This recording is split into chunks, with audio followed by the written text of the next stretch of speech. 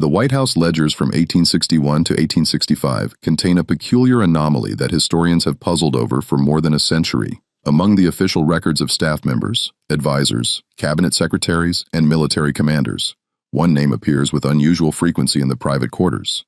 Yet, she held no official title, received no government salary, and left no formal correspondence in the presidential archives. Elizabeth Keckley, a former slave who became Mary Todd Lincoln's personal dressmaker and confidant, was present during some of the most pivotal and intensely private moments of Lincoln's presidency. She witnessed conversations that shaped the nation's future, held dying children in her arms, stood in rooms where decisions of war and peace were made behind closed doors, and saw the first family in states of vulnerability that no photographer ever captured.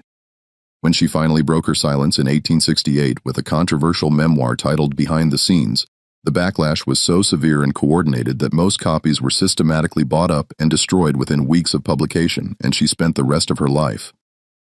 Another 40 years of deliberate, calculated silence, refusing to speak about what she'd truly seen, heard, and understood during the May.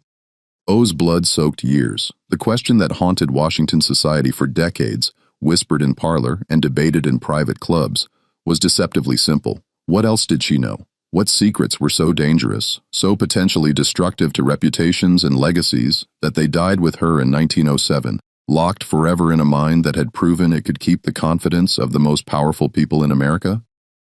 Before we continue with the story of Elizabeth Keckley, the woman who dressed the most powerful family in America while carrying the weight of their darkest secrets, I need you to do something. Subscribe to this channel and hit that notification bell, because the story you're about to hear has been buried, suppressed, and deliberately erased from the historical record for over a century. And in the comments below, tell me, what state are you listening from? I want to know where the truth seekers are gathered tonight, because this story touches every corner of this nation. The needle moved with mechanical precision through the silk, each stitch invisible to the naked eye. The thread tension perfect, the spacing exact. Elizabeth Keckley had learned this particular technique under circumstances she preferred not to remember. In a Virginia plantation house where mistakes were corrected with violence, where a young slave girl's hands had to be perfect or suffer consequences that left scars she still carried in 1860. Faint white lines across her knuckles and the backs of her hands that she'd learned to hide with car E positioning. Now at 37 years old, she sat in a modest but respectably appointed dressmaking establishment on 12th Street in Washington, D.C., a free woman with a reputation that had reached the highest circles of the capital, a reputation built stitch by painstaking stitch over years of work that had consumed her youth and nearly broken her spirit. The shop smelled of lavender sachets and fresh cotton, a deliberate choice to mask the coal smoke that perpetually hung over the city like a dirty curtain. Outside, beyond the clean windows with their tasteful displays of fabric samples and fashion plates from Paris, Washington was transforming itself from a sleepy southern town into something it had never been before. The capital of a nation tearing itself apart at the seams.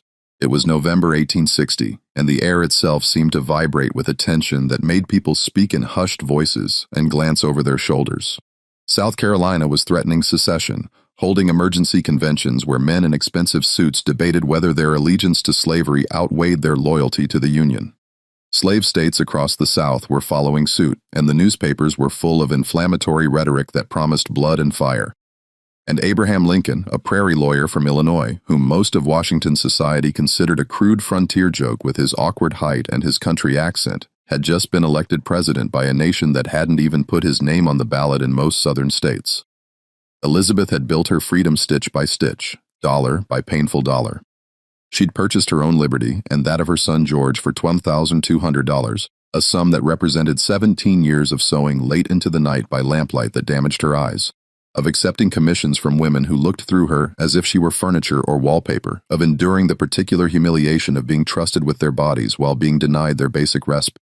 She'd arrived in Washington in 1860 with letters of introduction from clients in St. Louis and a skill that transcended the color of her skin, though it could never entirely overcome it. Within months, she was dressing the wives of senators, cabinet members, and military officers, women who would praise her work effusively to their friends, while never inviting her to sit in their presence or offering her refreshment during long fitting sessions. Her hands never trembled, even when sewing for women who spoke casually about the inferiority of her race, while she knelt at their feet, pinning hems and marking adjustments with chalk. She'd learned in slavery what many free people never mastered, the art of being simultaneously present and invisible, of hearing everything while appearing to listen to nothing, of absorbing information without showing any sign of comprehension or judgment. It was a survival skill honed over decades of navigating a world where showing too much intelligence or awareness could be dangerous, even fatal. The door chimes rang on a cold February afternoon in 1861, and Elizabeth looked up from her work to see a woman who seemed constructed entirely of nervous energy and expensive fabric. Mary Todd Lincoln swept into the shop with the force of a small storm, her hooped skirts taking up half the available space, her eyes darting around the room as if cataloging everything for future reference or searching for hidden threats. She was shorter than Elizabeth had expected from the newspaper descriptions, with a round face that might have been pretty if not for the tightness around her mouth and eyes, the look of someone perpetually braced for criticism or betrayal. Mrs. Keckley. Her voice carried the soft edges of Kentucky, but sharpened and refined by years of social climbing in Springfield, Illinois, years of trying to prove herself worthy of a husband whose political ambitions had always exceeded his financial means. "I've been told you're the finest dressmaker in Washington. Mrs. McLean recommended you most highly, and Senator Davis's wife said you were the only modist in the city who truly understands fashion. I certainly hope that's true because I have an impossible task for you, and I need someone who won't fail me." Elizabeth rose from her chair with practiced grace, her posture perfect, her expression carefully neutral and professional. "I'll do my best to meet your needs, Mrs. Lincoln. Please sit down and tell me what you have in mind. I need an entire wardrobe, not just a few gowns, everything. Dresses for every possible occasion, state dinners, receptions, informal gatherings, morning calls, afternoon teas, evening entertainments. My husband is about to become President of the United States, and I will not be embarrassed by appearing in anything less than the finest fashion." Mary Todd Lincoln moved closer, and Elizabeth caught the scent of rosewater and something else, something medicinal and slightly bitter that she would later learn was laudanum, the opium-based tincture that so many women of the era used for everything from headaches to heartbreak. "But here's the difficulty, Mrs. Keckley. I need you to make me look like I belong in the White House, like I was born to be First Lady, and I need you to do it on a budget that wouldn't dress a senator's wife for a single season. Can you do that? Can you make me look like what I need to be?" It was the beginning of a relationship that would consume the next 4 years of Elizabeth's life and haunt the 42 years that followed. What started as a straightforward business arrangement, dressmaker, and client with all the usual boundaries and expectations evolved into something far more complex and dangerous. Not quite friendship, because the chasm of race and circumstance was too vast for that, too deeply carved by centuries of slavery and oppression, but an intimacy born of proximity and shared secrets, of long hours spent in close quarters, of vulnerability witnessed, and confidences exchanged. Elizabeth would spend more time in the private quarters of the White House than most cabinet members. She would hold Mary Lincoln's hand through grief that would have destroyed a stronger woman. She would witness the president in moments of despair so profound that he seemed barely human, reduced to raw anguish by the weight of a war that was consuming the nation's sons by the tens of thousands. And she would see things that were never meant to be seen, hear conversations that were never meant to be heard, and carry knowledge that would make her a target for the rest of her life. The first time Elizabeth entered the White House as Mary Lincoln's personal modist in March of 1861, she felt the building's strange energy. A place that was simultaneously the nation's most public symbol and its most private residence, where the line between governmental business and domestic life blurred in ways that created constant tension. The Executive Mansion in 1861 was not the fortress it would later become. Citizens could walk in off the street during certain hours. Office seekers and petitioners crowded the hallways from dawn until late evening, and the line between public and private space was dangerously, almost recklessly thin. The president's office was on the second floor, just steps away from the family's living quarters, and the constant traffic of politicians, military officers, and favor seekers meant that privacy was nearly impossible. Mary Lincoln's private chambers were on the second floor, a suite of rooms that she was already redecorating with a fervor that bordered on obsession, spending money that hadn't been appropriated and making decisions that would later come back to haunt her.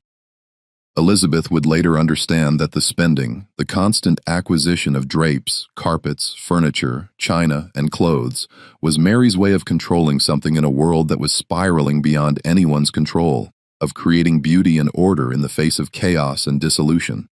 "The newspapers call me a traitor because I was born in Kentucky," Mary said during one of their early fittings, standing in her undergarments while Elizabeth pinned a bodice, her fingers working quickly and efficiently. "They say I'm a Confederate sympathizer, that I'm passing information to the rebels, that I can't be trusted because my family owns slaves. My own brothers are fighting for the South. Did you know that 3 of them have joined the Confederate Army? One of them will die at Baton Rouge, another at Vicksburg, a third at Chickamauga. And people wonder why I can't sleep at night, why I need medicine just to get through the day." Elizabeth said nothing, her mouth full of pins, but she filed the information away in the mental catalog she was building. She was learning that Mary Lincoln needed to talk, needed someone who would listen without judgment or gossip, someone who couldn't use the information against her because her position in society was too precarious. And Elizabeth, trained by slavery to be the perfect confidant, knew instinctively how to hold secrets, how to create a space where powerful people felt safe, unburdening themselves. The war came to Washington like a fever in the summer of 1861. The city transformed into an armed camp almost overnight. Soldiers filled the streets, their uniforms still new and clean, their faces still young and optimistic. Hospitals sprang up in churches and public buildings, preparing for casualties that everyone hoped wouldn't come, but feared were inevitable. The Potomac River became a highway for military transport, and the sound of drums and marching feet became the city's constant soundtrack. The White House itself was fortified with guards posted at every entrance and sharpshooters positioned on the roof, scanning the surrounding buildings for threats. Elizabeth witnessed the president's transformation during those early months of the war. Abraham Lincoln had arrived in Washington as a gangly, awkward figure who told jokes at inappropriate moments and seemed uncomfortable in formal clothes, who walked with a shambling gait and spoke with a frontier accent that made sophisticated Easterners wheeze. But the weight of the war carved him into something else. A man who aged a decade in a single year, whose eyes took on a haunted quality that never entirely left them, whose face became a map of suffering that deepened with every casualty report. She was present one evening in August 1861, making adjustments to one of Mary's gowns in the First Lady's private sitting room, when the president entered without knocking, his face gray with exhaustion and something darker. He didn't seem to notice Elizabeth standing in the corner, her hands full of silk and thread, as invisible as she'd learned to make herself. "They're calling it a disaster," he said, his voice hollow and defeated. "Bull Run. We thought it would be a quick victory, a show of force to bring the rebels to their senses, to make them understand that the Union couldn't be dissolved by a vote. Instead, our boys ran. They broke and ran like rabbits. Congressmen and their wives had gone out to watch the battle like it was a sporting event with picnic baskets and opera glasses. They had to flee for their lives when our army collapsed. And now, McDowell is asking for more troops, more time, more everything. And I don't know if this nation has more to give. I don't know if I have more to give." Mary went to him immediately, and Elizabeth watched as the First Lady guided her husband to a chair with surprising gentleness, her hands gentle on his shoulders, her voice soft and soothing. "You'll find a way. You always do, Abraham. You've never failed at anything you truly set your mind to, will I?" Lincoln looked up and Elizabeth saw something in his face that terrified her. Doubt so profound it seemed to hollow him out from the inside, leaving just a shell of the confident leader. Of the public saw, "I'm sending men to die. Marry boys, really, 18, 19 years old farm boys who've never been more than 20 miles from home. And for what? To force states to remain in a union they voted to leave. Sometimes I wake up at night and wonder if I'm the tyrant they say I am. If history will remember me as the man who destroyed the republic in order to save it." Elizabeth's hands stilled on the fabric. She was hearing something no one was meant to hear, the private despair of a man who had to project absolute confidence to a nation watching his every move, analyzing his every decision. "You're preserving the nation," Mary said firmly with a conviction that surprised Elizabeth, "and ending slavery. Don't forget that part, Abraham. Whatever else this war is about, whatever political calculations you have to make, it's about that too. It has to be." Lincoln was silent for a long moment, his large hands hanging between his knees, his shoulders slumped. When he spoke again, his voice was barely above a whisper. I can't make it about slavery. Not yet. Not publicly. The border states would revolt. Kentucky, Maryland, Missouri, Delaware. We'd lose them all. And then we'd lose the war. I have to wait for the right moment, the right victory, before I can make that proclamation. And in the meantime, men like Frederick Douglass call me a coward and a compromiser. And maybe they're right. Maybe I am choosing political expediency over moral imperative.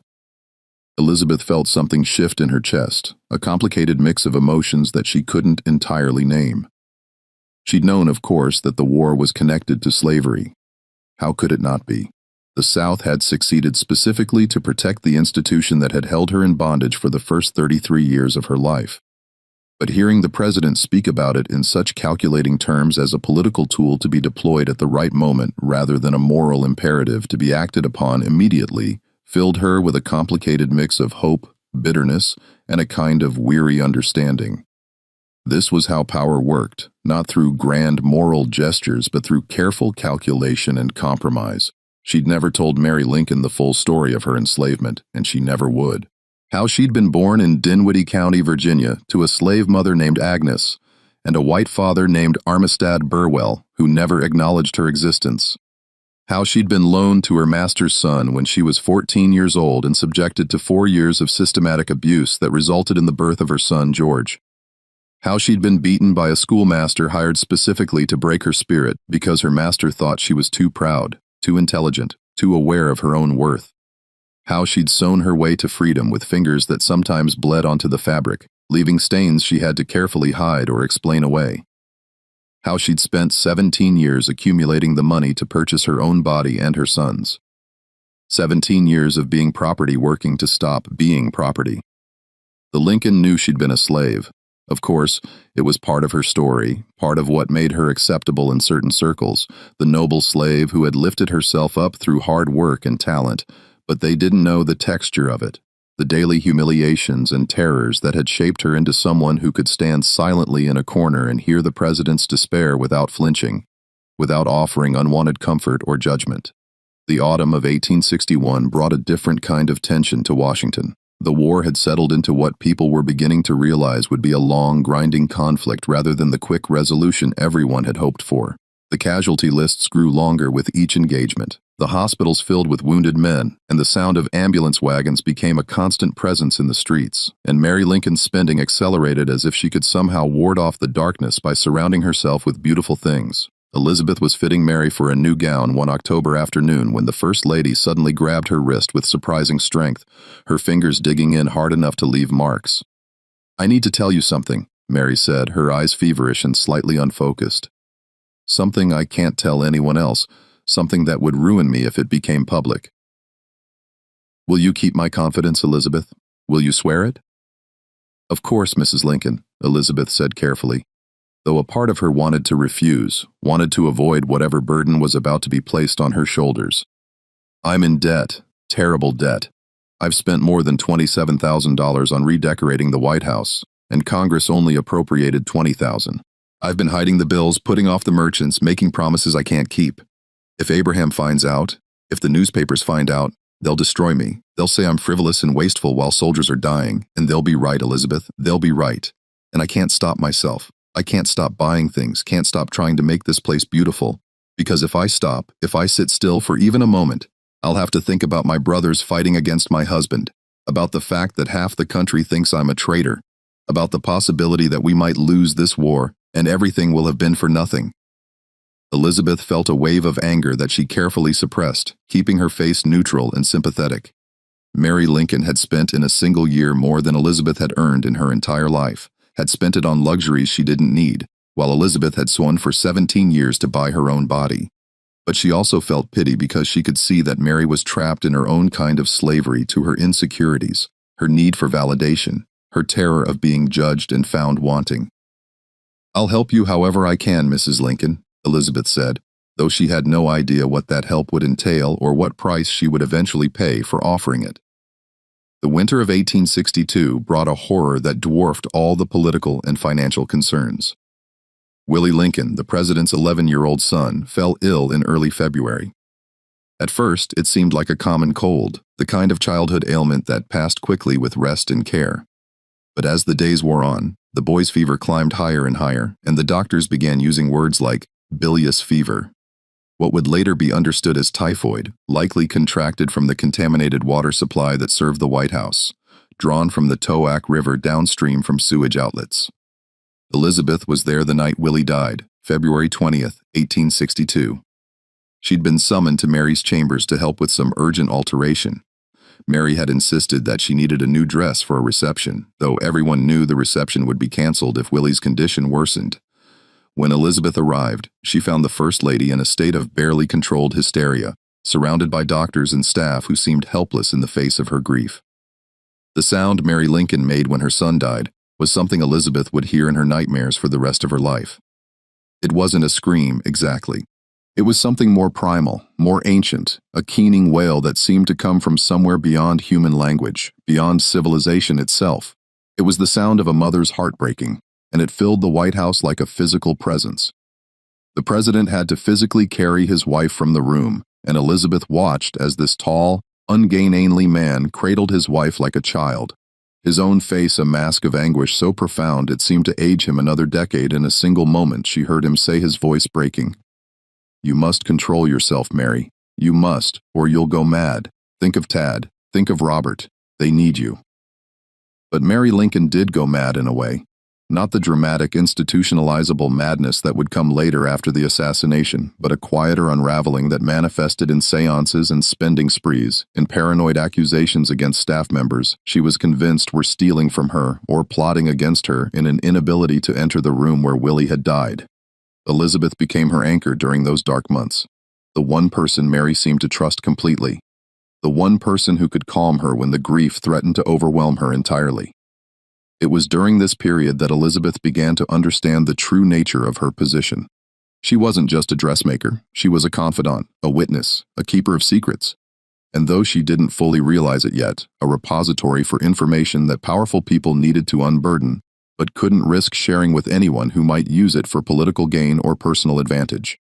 One afternoon in May 1862, while Elizabeth was fitting Mary for yet another black morning dress, the First Lady would wear nothing but black for over a year. Mary suddenly grabbed her hand with desperate strength. "I've been attending seances," Mary said, her voice low and urgent. "There's a medium, Mrs. Lurie, who comes to the White House. She's helped me contact Willie. I've spoken to him, Elizabeth. I've heard his voice. He's at peace. He says he's happy. He wants me to stop grieving so much." Elizabeth kept her expression neutral, though her heart sank. She'd heard about these seances whispered about by White House staff who found them disturbing and inappropriate.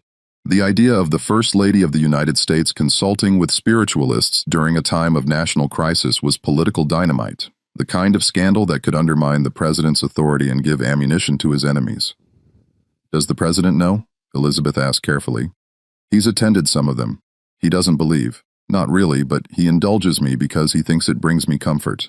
He sits there with that patient, sad expression on his face while Mrs. Lurie channels Willie's spirit.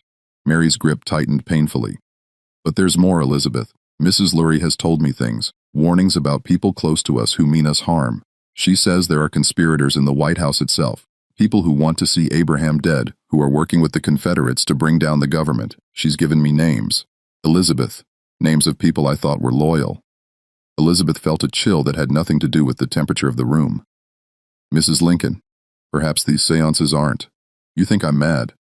Mary released her hand abruptly, her expression hardening. "Everyone thinks I'm mad. But I know what I know. There are people who want to destroy us, Elizabeth. And when this war is over, when Abraham has saved the Union, they'll come for us. They'll try to ruin us, to expose every mistake, every secret, every moment of weakness. And there are so many secrets, Elizabeth, so many things that can never come to light." The comment hung in the air between them, heavy with implication and threat. Elizabeth wanted to ask what secrets Mary meant, but something in the First Lady's expression stopped her. Some doors once opened couldn't be closed. Some knowledge was too dangerous to possess. The Emancipation Proclamation came in September 1862, preliminary and frustratingly limited, applying only to states in rebellion and leaving slavery intact in the border states that had remained loyal to the Union. Elizabeth read it in the newspaper with tears streaming down her face, sitting alone in her shop on 12th Street after all her assistants had gone home. It wasn't everything. It didn't free the slaves in Kentucky or Maryland or Missouri. Didn't address the fundamental question of whether black people would ever be truly equal in America. Didn't undo the centuries of oppression and violence, but it was something. It was a beginning, a crack in the wall that had seemed impenetrable. She was at the White House the next day and found the president in an unusually reflective mood. He'd come to Mary's chambers to see how a particular dress was progressing. He took an interest in his wife's appearance that surprised many people, often commenting on her gowns and offering opinions on colors and styles. And he stood by the window, looking out at the city with an expression Elizabeth couldn't quite read. "Mrs. Keckley," he said, turning to her suddenly, "you were born a slave, weren't you?" "Yes, Mr. President. And you purchased your freedom, you and your son?" "Yes, sir. $1,200. It took me 17 years to earn it, working every day and most nights." Lincoln was quiet for a moment, his long fingers drumming on the windowsill. "I've just signed a document that will free millions of people like you. Or at least that's what I hope it will do. But I wonder sometimes if a piece of paper can really change what's in men's hearts. Can it, do you think? Can a proclamation undo centuries of hatred and fear?" Elizabeth chose her words carefully, aware that she was treading on dangerous ground. "A piece of paper gave me my freedom, Mr. President, but it didn't make me free. That's something I had to do for myself every day by refusing to let slavery define who I was. By building a life and a business and a reputation that had nothing to do with what I had been and everything to do with what I chose to become. Your proclamation will give people the chance to do the same. Whether they take that chance, whether this nation lets them take it, that's the question that will define the next H-100 red years." Lincoln looked at her with an expression she couldn't quite read, something between respect and sadness. "You're a wise woman, Mrs. Keckley, wiser than most of the men who advise me. I hope my wife knows how fortunate she is to have you." But Elizabeth didn't feel wise. She felt like someone standing at the edge of a precipice, watching forces beyond her control reshape the world, knowing that the changes coming would be both wonderful and terrible. That freedom would bring new challenges and new forms of oppression that no one could fully anticipate. The war ground on through 1863 and into 1864, and Elizabeth watched as the casualty lists grew longer, as the president's face grew more haggarded and lined, as Mary Lincoln's spending and paranoia spiraled further out of control. She learned that Mary had run up enormous debts, tens of thousands of dollars in clothing and furnishings that she'd hidden from her husband, bills that she'd put off, and promises she'd made to merchants in New York and Philadelphia, who were growing increasingly impatient. "You have to help me," Mary said one evening in early 1864, gripping Elizabeth's hands with desperate strength, her eyes wild and unfocused. "I owe money to every merchant in New York and Philadelphia. $50,000, maybe more. I've lost track. If Abraham isn't reelected, if we have to leave the White House, they'll come after me. They'll sue me, Elizabeth. The newspapers will destroy me. They'll say, I bankrupted the nation while soldiers were dying. You have to help me figure out how to pay them. You're clever with money. You bought your freedom. Help me buy mine." Elizabeth felt a wave of anger that she carefully suppressed, keeping her face neutral and sympathetic. Mary Lincoln had spent in 4 years more than most people would earn in a lifetime. Had spent it on luxuries she didn't need, while Elizabeth had sworn for 17 years to buy her own body and her son's. But she also felt pity, because she could see that Mary was trapped in a cycle she couldn't break, driven by forces she didn't understand and couldn't control. "I'll do what I can, Mrs. Lincoln," Elizabeth said, though she had no idea what that would be. No idea that this promise would eventually drag her into a scandal that would destroy her reputation and her business. The solution Mary eventually conceived was both desperate and revealing of her character. She began selling access to the president, arranging for office seekers and favor hunters to meet with Lincoln in exchange for money that she pocketed to pay down her debts. She sold presidential pardons, or at least facilitated meetings where pardons were discussed and money changed hands. She accepted gifts from contractors who wanted government business, from men who needed permits or licenses or exemptions from military service. Elizabeth knew about all of it. She was there when the arrangements were made, standing quietly in corners, while Mary negotiated with men who spoke in careful euphemisms about donations and considerations. She was there when the money changed hands, when Mary would emerge from these transactions with a feverish triumph in her eyes, and a purse heavier than when she'd entered. And Elizabeth said nothing, because what could she say? Who would believe a black dressmaker over the First Lady of the United States? And even if they did believe her, what would happen to her if she spoke? She would be destroyed, her business ruined, her reputation shredded, possibly even prosecuted as an accomplice. She was trapped in a web of complicity, a witness to corruption that she was powerless to expose without destroying herself in the process. But there were other secrets too, darker ones that Elizabeth only partially understood. There were meetings late at night with men whose names she didn't know, conversations conducted in whispers that stopped abruptly when she entered a room. There were letters that Mary burned immediately after reading, holding them over a candle flame until they were nothing but ash. There were coded messages in newspapers that Mary would read with intense concentration, her lips moving silently. One night in March 1864, Elizabeth was working late in Mary's chambers, finishing a gown that was needed for a reception the next day, when she overheard a conversation that chilled her blood. Mary was meeting with a man Elizabeth had seen before, but whose name she'd never learned, a well-dressed gentleman with a southern accent, who seemed to have unusual access to the First Lady's private rooms. "The situation is becoming untenable," the man was saying, his voice low and urgent. "Your brother's deaths have bought you some credibility, but there are still people who suspect. If certain letters were to surface, if certain financial transactions were to be examined too closely, the consequences would be severe. I've destroyed everything that could be traced back to me," Mary said, her voice tight with tension. "And the people who know the full extent of it are either dead or too compromised themselves to speak. What about your dressmaker, the colored woman? She's here constantly. She must see and hear things." There was a pause, and Elizabeth's heart hammered in her chest as she stood frozen behind a screen, her needle suspended in midair. "Elizabeth is loyal," Mary said finally. "And she's smart enough to know that her position depends on her discretion. She won't speak. For her sake, I hope you're right." "These are dangerous times, Mrs. Lincoln, dangerous for all of us." Elizabeth never learned what that conversation was really about, what letters Mary had destroyed, or what financial transactions the man was referring to, but she understood that she was in possession of dangerous knowledge, that her proximity to power had made her a potential threat to people who would not hesitate to eliminate threats. The president's re-election in November 1864 brought a temporary reprieve from the financial pressures. Mary's debts could be managed, stretched out, hidden for another 4 years. The war was winding down. Sherman had taken Atlanta and was marching to the sea, burning everything in his path. Grant was grinding Lee's army into dust in Virginia, trading casualties at a rate that horrified the nation, but was slowly, inexorably winning the war. There was a sense that the end was finally in sight, that the terrible bleeding might finally stop. Elizabeth was at the White House on the afternoon of April 14, 1865, Good Friday. She'd come to deliver a dress and found the atmosphere strangely light, almost giddy. The war was over. Lee had surrendered at Appomattox just 5 days earlier, and the other Confederate armies were collapsing one by one. The President and Mrs. Lincoln were planning to attend the theater that evening, a comedy called Our American Cousin at Ford's Theater, just a few blocks from the White House.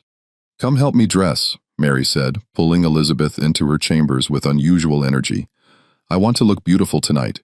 Abraham has been so burdened for so long, so worn down by the weight of this terrible war. I want him to see me as I was when we first met, young and pretty and full of hope. I want him to remember why he married me before all of this, before the war and the death and the madness." Elizabeth helped her into a black and white striped silk dress, one of the finest she'd ever made, with intricate pleating and delicate lace trim. Mary stood before the mirror, turning this way and that, and for a moment she looked almost happy, almost like the young woman she must have been before ambition and tragedy had carved lines into her face. "Do you think he'll win them over?" Mary asked suddenly, her eyes meeting Elizabeth's in the mirror. "The Southerners, I mean. He wants to be generous in victory to heal the nation rather than punish the rebels with malice toward none. With charity for all," he said in his inaugural address. "But there are so many in his own party who want vengeance, who want to see the South ground into dust. They'll fight him, Elizabeth, even now, even after all he's done, after all he's sacrificed. They'll fight him. The president has won every fight so far," Elizabeth said, adjusting a fold of fabric at Mary's waist. "Has he?" Mary's expression darkened, the momentary happiness evaporating. Or has he just been lucky? Mrs. Lurie warned me, in our last seance just 2 days ago. She said there was danger around him, a darkness that she couldn't quite see clearly. She said I should keep him close, keep him safe. I begged him not to go tonight, but he insists. He says the people need to see him, need to know that life can return to normal, that we can have simple pleasures again. Elizabeth felt a prickle of unease, but she dismissed it as she'd learned to dismiss most of Mary's fears and premonitions. Mary was always seeing omens and portents, always convinced that disaster lurked around every corner. It was exhausting to take her fears seriously, to treat every anxiety as a genuine threat. "You both deserve an evening of enjoyment," Elizabeth said firmly, pinning a brooch at Mary's collar. "Go to the theater, laugh. Let the nation see that their president is human, that he can enjoy a simple comedy after years of tragedy." She would replay that conversation in her mind for the rest of her life, wondering if she could have said something different, done something to prevent what came next. Though rationally, she knew there was nothing she could have done. The news reached her in the early hours of April 15th, just after midnight, a pounding on her door, her neighbor's voice shaking with shock and disbelief. "Mrs. Keckley, Mrs. Keckley, wake up. The president's been shot. They say he's dying. Someone shot him at the theater." Elizabeth ran through the dark streets to the White House, her heart hammering against her ribs, her breath coming in gasps. The building was in chaos, soldiers everywhere, officials rushing in and out, and a sound that cut through everything else like a knife. Mary Lincoln's screams, high and terrible, coming from somewhere inside. They wouldn't let Elizabeth into the boarding house across from the theater where Lincoln had been carried, where he lay dying in a bed too small for his long frame. She stood in the street with a crowd of other people, watching the windows, waiting for news that everyone knew was coming, but no one wanted to hear. When the president finally died at 7:22 that morning, the wail that rose from Mary Lincoln was the same sound Elizabeth had heard when Willie died. That primal inhuman keening that signaled something broken beyond repair. The days that followed were a blur of black crepe and funeral preparations, of a nation in shock trying to process the murder of a president who had just won the war, who had seemed on the verge of healing the nation's wounds. Elizabeth dressed Mary in mourning clothes and watched as the First Lady descended into a grief so profound that she couldn't attend her husband's funeral. Couldn't leave her room, couldn't function in any normal way. Mary remained in her room for 5 weeks after the assassination, refusing to leave, while the new president, Andrew Johnson, waited with barely concealed impatience for her to vacate the White House.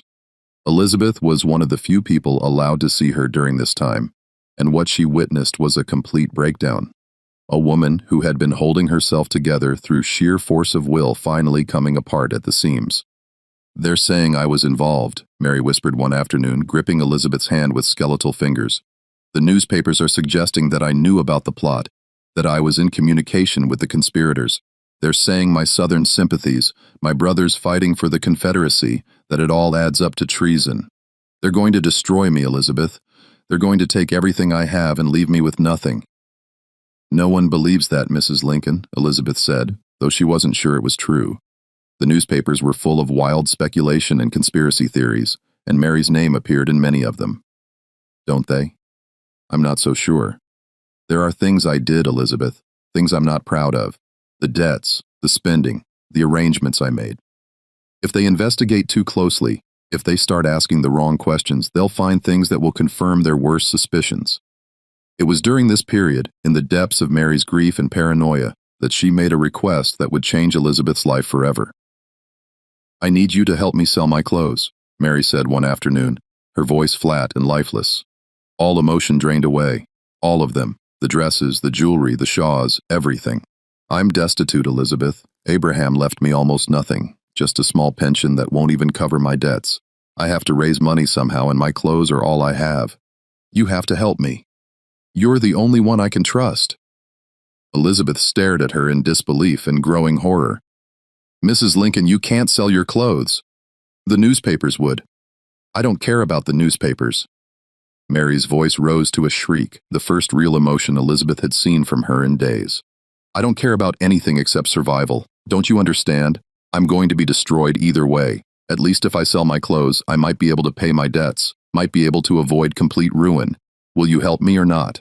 Against her better judgment, against every instinct that told her this was a terrible idea, Elizabeth agreed.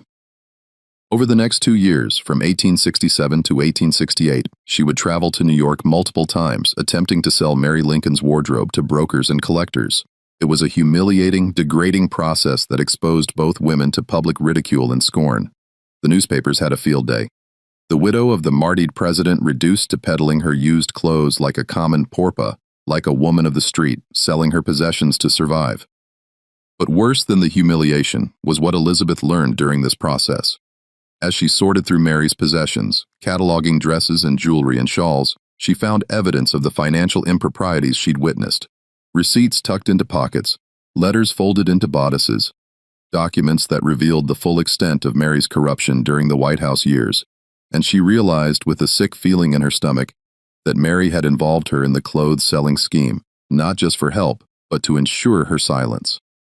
If Elizabeth ever spoke about what she'd seen, Mary could claim that Elizabeth had been complicit, that she'd profited from the corruption, that she was just as guilty. It was a trap, and Elizabeth had walked into it willingly, blinded by loyalty and pity, and a misguided sense of obligation. By Clear's throat, 1868, Elizabeth had had enough. The clothes-selling scheme had failed spectacularly. They'd raised only a fraction of what Mary needed, and the publicity had been disastrous. Mary Lincoln had turned on her, accusing her of theft and betrayal, of mishandling the sales and keeping money that rightfully belonged to her. The woman Elizabeth had served faithfully for 7 years now refused to speak to her, spread vicious rumors about her, and threatened legal action. In response, Elizabeth did something that would haunt her for the rest of her life.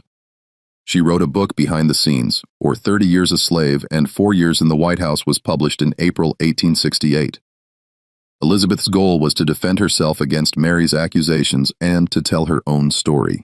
The story of a woman who had risen from slavery to become confidant to the most powerful family in America, who had witnessed history being made from a unique vantage point. She included details of her time in the White House, conversations she'd overheard, private moments she'd witnessed, descriptions of Mary's character and behavior. The backlash was immediate, coordinated, and devastating. The white press called her ungrateful, treacherous, a betrayer of confidences who had violated the sacred trust between servant and employer. They said she was proof that black people couldn't be trusted with access to white society, that giving former slaves too much freedom and opportunity would inevitably lead to this kind of betrayal. The black press was divided. Some praised her courage in telling her story, but others felt she'd violated an unspoken code, that she'd confirmed white America's worst fears about giving black people access to power and privilege, that she'd made it harder for other black people to gain similar positions of trust. Mary Lincoln never spoke to her again. Most of Elizabeth's wealthy white clients abandoned her, unwilling to risk having their private lives exposed in a future memoir. The book was a commercial failure. Most copies were bought up and destroyed by Mary's allies and the Lincoln family who wanted to suppress the revelations it contained and protect the martyred president's legacy. But the worst part, the part that would haunt Elizabeth for the remaining 40 years of her life, was what she had left out of the book. The real secrets, the financial corruption, the selling of pardons and access, the seances and paranoia, the president's moments of despair and doubt, the mysterious late-night meetings and coded messages, the suggestions of connections to Confederate sympathizers. She'd kept those to herself. The book was controversial enough with the relatively innocuous details she'd included. If she'd revealed everything she knew, everything she'd seen and heard and understood, it would have destroyed Mary Lincoln completely and likely tarnished Abraham Lincoln's legacy in ways that might never be repaired. So, she made a choice. She would keep the real secrets, the dangerous ones, the ones that could reshape the historical understanding of the Lincoln presidency, locked inside her for the rest of her life. The years after the book's publication were hard in ways that Elizabeth had never experienced. Even during slavery. At least in slavery, she'd known where she stood, had understood the rules and boundaries. Now she was in a kind of limbo, free but not free, with a reputation in tatters and a business that had collapsed. Her dressmaking shop closed within a year. She lived on the edge of poverty, taking in sewing work when she could find it, doing alterations and repairs for women who would never invite her into their homes, relying on the charity of friends and former clients who remained loyal despite the scandal. Her son George had died during the war, killed in August 1861 at the Battle of Wilson's Creek in Missouri while fighting for the Union. A cruel irony that she'd lost her only child, the son she'd worked 17 years to free, to the conflict that was supposed to bring freedom to people like them. She was alone in the world with no family, few friends, and a burden of secrets that grew heavier with each passing year. She never wrote another book, never gave interviews about her time in the White House, never spoke publicly about the Lincoln again. When people asked her about those years, she would smile politely and change the subject, deflecting questions with practiced ease. The secret she carried became heavier with each passing year, a burden that shaped her into someone increasingly isolated and alone, someone who had learned that knowing too much was its own kind of curse. In 1892, 24 years after the book's publication, a journalist tracked Elizabeth down to the small room where she was living in Washington, barely scraping by on sewing work and the occasional small donation from former clients who remembered her. He wanted to interview her about the Lincoln assassination, about the conspiracy theories that had proliferated in the decades since that terrible night, about the persistent rumors that Mary Lincoln had been involved in some way. "There are people who say Mary Lincoln was involved," the journalist said, his pencil poised over his notebook, his eyes bright with the prospect of a sensational story, that she knew about the plot, maybe even facilitated it, that her debts made her vulnerable to pressure from Confederate sympathizers, that she was passing information to the South throughout the war. "You were there, Mrs. Keckley. You knew her better than almost anyone. You saw her in private moments that no one else witnessed. What do you think? Was Mary Lincoln a traitor?" Elizabeth looked at this young man, so eager for a sensational story, so convinced that he could uncover the truth that had eluded everyone else, and felt a wave of exhaustion so profound it was almost physical. She could tell him what she knew about Mary's debts and her desperate need for money, about the strange men who had visited the White House in those final weeks, about conversations that had seemed innocent at the time, but took on sinister meaning in retrospect.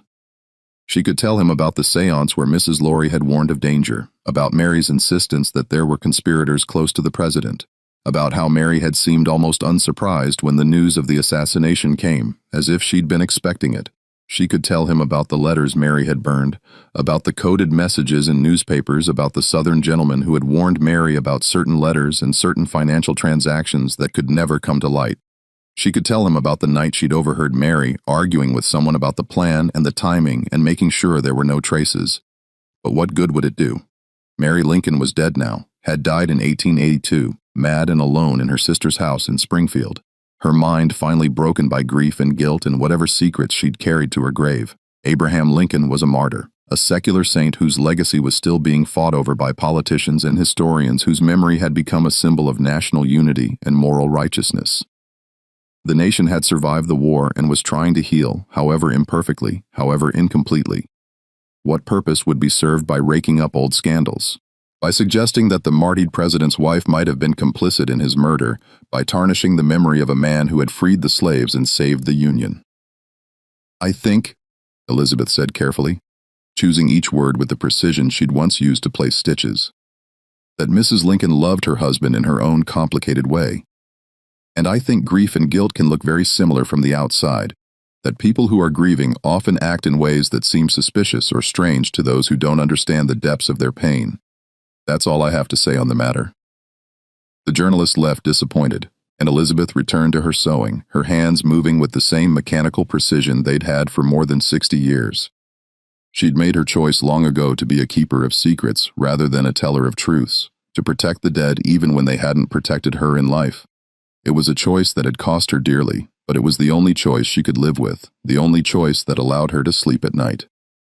Elizabeth Keckley died on May 26, 1907 at the age of 89 in the Home for Destitute Women and Children in Washington, D.C., a charity institution that provided shelter for the poor and elderly, a place where the woman who had once dressed the First Lady of the United States ended her days in poverty and obscurity. She'd outlived everyone from those White House years, the Lincoln, the cabinet members, the generals and politicians who had shaped the war and its aftermath. She'd lived long enough to see the promise of Reconstruction betrayed, to watch as Jim Crow laws reimposed a different kind of slavery on her people, to witness the slow erasure of the hopes that had briefly flourished in the wake of emancipation. In her final years, she'd sometimes talk about the Lincoln to the other residents of the home, but always in vague, nostalgic terms. Mrs. Lincoln had such refined taste, or, the president was a kind man, kinder than people knew. She never revealed the secrets she'd kept for 50 years, never unburdened herself of the knowledge that had made her both privileged and cursed, both insider and outsider, both witness and accomplice. When she died, she left behind almost nothing. A few pieces of furniture, some sewing supplies, and a small trunk of papers that she'd requested be burned without being read. The staff at the home honored her request, and whatever final secrets those papers contained. Letters, diary entries, documents that might have answered the questions that had haunted historians for decades, went up in smoke, lost forever. But the questions remained, passed down through generations of historians and Lincoln scholars, debated in academic journals and popular books. What had Elizabeth Keckley really seen during those 4 years in the White House? What had she known about Mary Lincoln's financial dealings, about the corruption and influence peddling that had gone on behind the scenes? Had she witnessed conversations that would have changed the historical understanding of Lincoln's presidency? Had she known something about the assassination that she'd taken to her grave? Was Mary Lincoln involved in the plot? Or was she just a troubled woman whose behavior had been misinterpreted by people looking for conspiracies? The truth is that we'll never know. Elizabeth Keckley made a choice to protect the people she'd served, even when they'd betrayed her, even when speaking out might have vindicated her, or brought her financial security or historical recognition.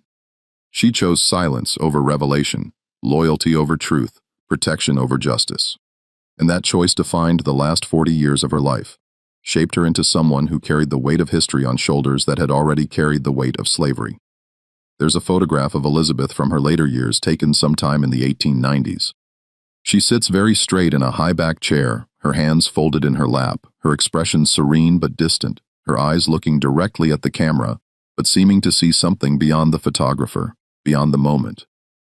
Perhaps looking back at those years in the White House, at the secrets she carried, at the choices she'd made and the prices she'd paid.